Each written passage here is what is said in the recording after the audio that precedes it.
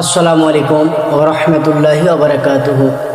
যাই হোক, আর একটি আপনার কথাকে প্রমাণ করার জন্য এই ভিডিওটি আপলোড করানো হবে। আজকাল অনেক গ্রামগঞ্জে অনেক মা বোনেরা বলে যে হজ মাসে অর্থাৎ বকরা ঈদের চাঁদ উঠে গেছে, কোনো পশু জবাই করে খাওয়া চলবে না।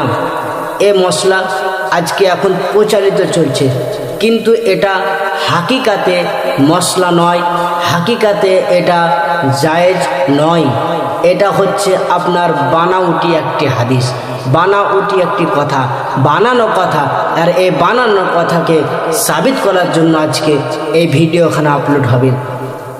কোনো ফতোয়ার কিতাব থেকে, কোনো ফিকার কিতাব থেকে, সিয়াসিতা হাদিস থেকে, কিংবা কোনো হাদিস থেকে কেউ যদি প্রমাণ করে দিতে পারে যে আপনার জিলহজ মাসের চাঁদ উঠে যাওয়ার পরেও কোনো পশু হালাল করে খাওয়া চলবে না, তো সেই ব্যক্তিকে আমি 5,000 টাকা ইনাম দেব।